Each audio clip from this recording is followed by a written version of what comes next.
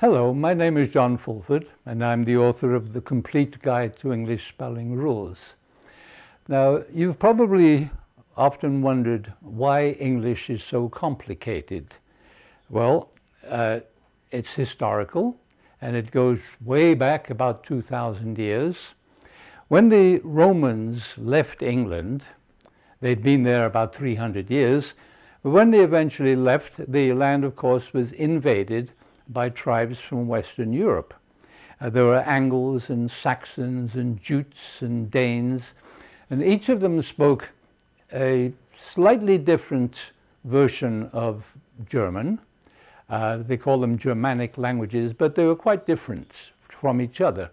They all settled in England, and they all fought for little pieces of the island, but gradually their languages blended into a common tongue with great variations.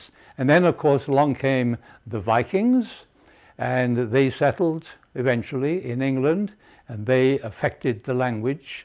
The Vikings came from Scandinavia, and when it had all settled down, after about 1,000 years, along came the French. The Norman invasion of 1066 imposed French on top of a Germanic language. The end result was, let's just say, rather complicated. Then about this time, England became interested in overseas activities. English sailors traveled all over the world, and each time they returned with new words, new products. By the 17th century, British sailors had sailed as far as China, and they brought back a dozen Chinese words, including such words as typhoon, tycoon, tea, and tofu. Today, the Oxford English Dictionary contains about 500,000 words. It's about 20 volumes long.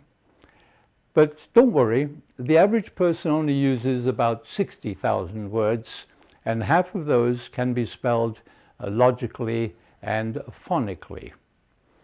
Now, as far as these imported words, the English have never ever wanted to keep the language pure. In fact, English encourages the use of foreign words. They are eagerly accepted and very often adopted. You probably wondered if anybody has ever tried to regulate English spelling. Many have tried, and they've all failed. All except Noel Webster, the American who, about 200 years ago, made quite a number of improvements to English spelling. Unfortunately, they're not all accepted in England because he was an American. If you're wondering why nobody has ever done anything about the English language, nobody can. There is no control over the English language. There is no academy. There is no committee. There is no college that says what is correct and what is incorrect. The French have the Académie Française. The Spanish have their Royal Academy. The Germans. Every language on the face of the globe has some kind of a committee, including New Zealand Maori, except English. The English language is allowed to grow. Words arrive, words depart, as the people who own the language desire. This makes for a vibrant language, for a fascinating language, but unfortunately rather difficult for other people to learn.